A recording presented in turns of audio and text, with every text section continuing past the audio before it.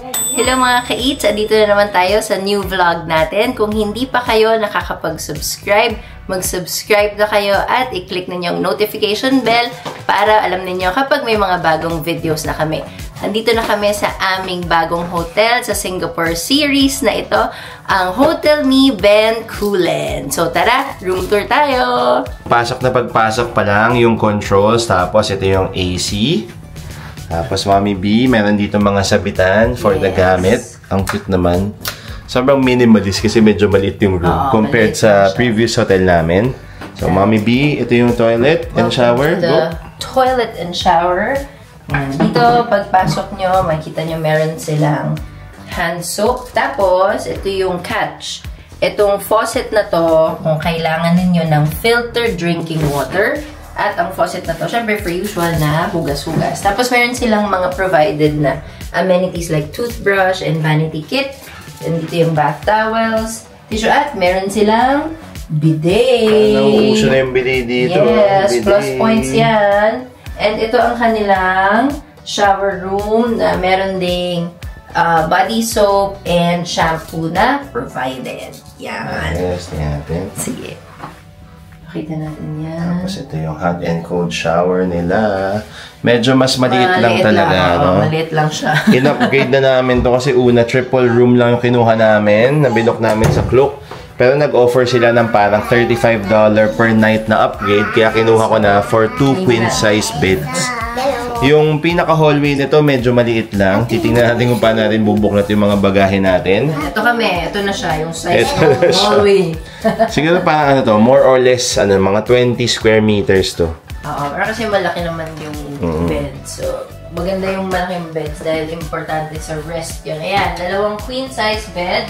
Tapos, merong mga plug sa bawat gilid. Dito sa gitna, meron. Tapos, may maliit na table din dito sa gitna. Yan. So, actually, sa gitna lang yung plug, baby. Yung controls, kabilaan. Pero yung outlet, isa lang sa gitna. Sorry. Tapos dito, meron tayong luggage rack. Merong TV na nakalagay na yung Wi-Fi password.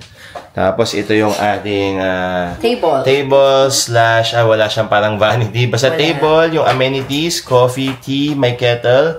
May outlets dito para may pang USB charging kits. Tapos ito yung table at may chair.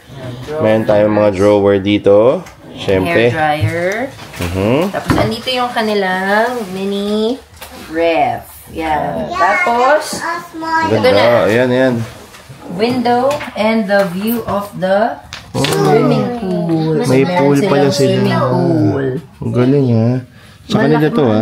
Sa kanila to. Yung pala sa ibang hotel. Hindi, sa kanila to.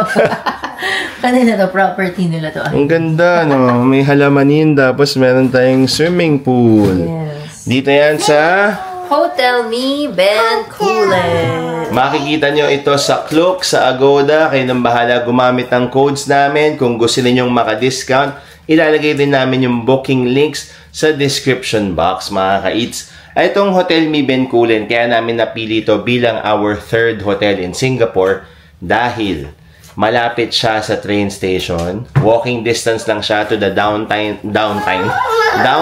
line. Yung blue line nila, yung DT line. Tapos, sobrang lapit na rin ito sa Orchard Road. As in, walking distance. Hindi mas sobrang exad siya lapit. Pero, walking distance siya. Malapit din to sa Fort Canning. Yung sikat na Instagrammable na park. Yung sa may staircase doon. Tapos, maganda yung park na yun, mga ka-eats. Alam ko, madadaanan nito yung parang tirahan ba ng presidente or ano. May something dito na malapit eh. Pero, nakalimutan ko na. Hilera nito, puro hotels talaga siya. May mga cafes din syempre, mga kakainan. Tapos yun nga, since malapit siya sa downtown line, hindi nyo na kailangan, hindi na kayo mahihirapan mag-ikot-ikot around Singapore. At syempre, yun ang mga nang gusto natin na goal or gusto natin gawin dito, mag-ikot-ikot. At sobrang comfortable kapag meron na kayong, or easily accessible kapag meron na kayong train station na malapit sa inyo.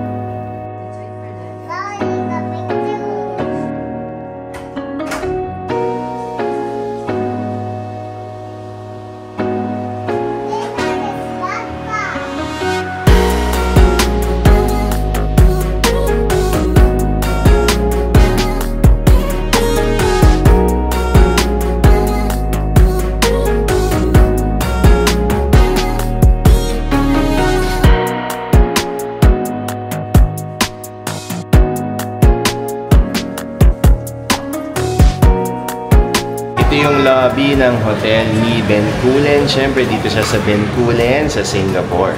Natuwa kasi yung mga hotels dito sa Singapore, going green talaga sila. Tapos meron silang ganito. Pwede nyong ipagamit yung mga paper bags na ayaw nyo nang gamitin. Tapos syempre dito, pwede kayo mag-sort ng mga trash ninyo para naman properly sorted siya at mabilis na lang siyang i-get rid of. Ito yung pinaka main lobby nila. So parang merong workspace at magandang mural na very colorful. Syempre, Singapore inspired yan. Meron din sila dito ang ice dispenser at yung mga awards o mga ratings na meron sila sa iba't ibang booking sites. Paglabas nyo ng Hotel Mi Bencoolen, meron na agad coffee shop at cafe. Tapos dito tayo dadaan dahil dito ang rampa pababa ng pinaka sidewalk. At meron pa pala dito isang shop na parang bilihan ng mga rice bowls.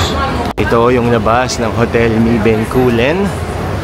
Malaki rin siya, maraming rooms pero maliit na lang. So maglalakad tayo sa tanghaling tapat dito sa Singapore. At good thing, malapit lang naman ng Orchard Road. Pwede tayong mag-train, pwede tayong maglakad. At feeling ko dahil malapit na si Plaza Singapura, tayo ay maglalakad muna. Mga ka-eats, kasalukuyan naglalakad na kami papunta sa Plaza Singapura. Pero ito, nasa harap namin muna ngayon ay School of the Arts Singapore or SOTA. So itsura pa lang ng building, mukhang very artsy na talaga yung pagkakagawa.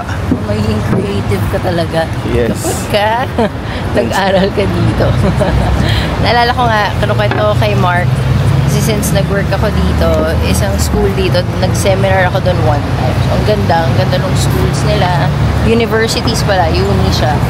Tapos talagang kaya mong lakarin eh. Mainit nga lang. Yun lang talaga yung kalaban dito, yung init.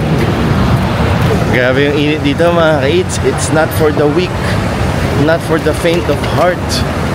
Medyo mahapdi talaga siya. Tapos talagang gumuguhit.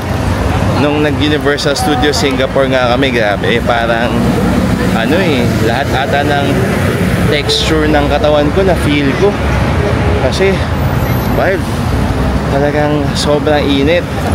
Buti na lang marami silang puno dito kasi para kahit paano nakakatulong yun sa pagpawi ng init na nararamdaman namin habang naglalakad. Pag humangin-hangin naman, naiibsan yung init. Pero mainit talaga. So, kagaya ng lagi namin sinasabi sa aming mga vlogs before, kailangan nyo ng tubig. Yes. Maraming tubig. Dapat ready kayo sa tubig, sa towel, sa Jisoo Life, at iba pa. Dito yan sa Singapore. At ito, siguro mga ilang minutes lang, nandito na kami agad sa Plaza Singapura. Kakain tayo doon at paborito natin na, na burger joint dito sa Singapore. Nox, paborito. Kaya natin yan kasi request ni Beanie at ng twins. Yung french fries sila, panalo kasi sobrang dami lagi. Tingnan natin.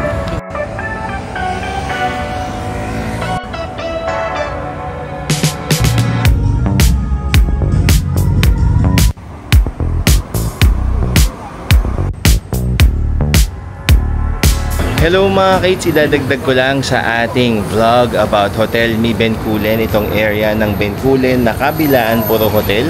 Tapos ang maganda dito, may mga kainan at convenience stores din na napakalapit. Meron pang ang hawker center, parang food court na pwede nyong kainan at syempre mas affordable yung mga pagkain dun. Dito sa kabilang side may money changer. Tapos dito naman ilang meters away lang or pagtawid nyo lang, merong Cheers na para siyang mga 7-Eleven. Pwede kayong bumili ng mga inumin, snacks at kahit souvenir. Para sa mga kapatid natin mga Muslim, meron pa silang masjid na malapit or mosque. So yan yung Masjid Bencoolen na halos isang building lang ang pagitan mula sa Hotel Mi Bencoolen. Sa tapat din pala mismo ng masjid, merong bus stop para makaikot-ikot kayo around Singapore. Tapos ang maganda rin dito, when you walk from Bencoolen towards the right, makakita nyo kaagad ang downtown line na Bencoolen, yung blue line ng MRT. Nasa kabilang side ng Hotel Mi Bencoolen, merong milk tea shop, merong 7-Eleven, at meron din Hong Kong dim sum shop. So ito yung 7-Eleven, ito yung Hong Kong dim sum shop, at meron na rin itong connect sa Bras Basah MRT. So, hindi lang basta-basta blue line, kung hindi pati yellow line, meron na rin. Ito naman yung sinasabi ko na food court na nagngangalang Food Dynasty. Tapos syempre, merong western food, merong mga mala, merong porridge, merong grilled, merong teppanyaki, at merong noodles dyan. Mommy B, ano nagustuhan mo sa Hotel Mi Bencoolen, our last hotel dito sa Singapore? Yes, aside sa malinis at bago-bago pa yung hotel, ang pinaka nagustuhan ko talaga dito ay yung location niya.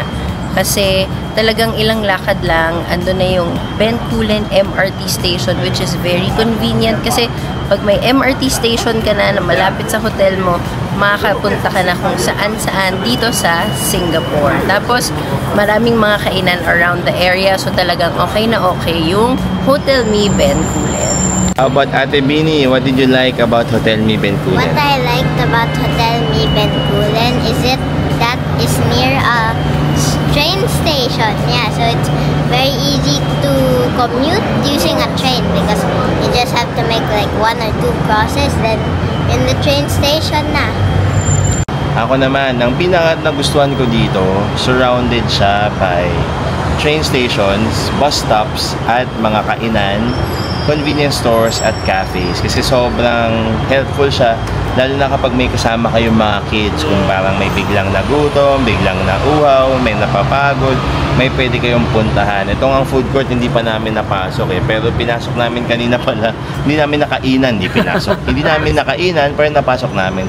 Pero kompleto na rin siya, mga kaids. Kasi, oh yes, tapos nasa tapat kasi nitong mga area na to sa may Bras-Basah, yung mga campuses or campus ng SMU, isa sa mga top schools sa Singapore, kaya talagang hindi rin mawawalan ng kainan. Ang maganda dito, kahit hindi siya sobrang lapit, walking distance pa rin siya sa Plaza Singapura, sa Orchard Road at sa Bugis area, kung saan pwede kayong mag-shopping, kumain at mag-sightseeing. Kaya kung kayo ay naghahanap ng hotel dito sa Singapore, i-consider nyo ang Hotel Mi Bencoolen dahil may sila mga family rooms, may swimming pool at may gym pa, mga ka-eats. Sobrang ganda pa ng location. Kaya kung naghanap kayo ng hotel, i-book nyo na ito sa Agoda o Klook. Gamitin yung codes namin para maka-discount kayo. Kung hindi pa kayo nakasubscribe sa aming channel, make sure to subscribe at tap the notification bell para updated kayo sa aming mga posts. Maraming salamat sa panonood, mga kids. Until next time, bye-bye!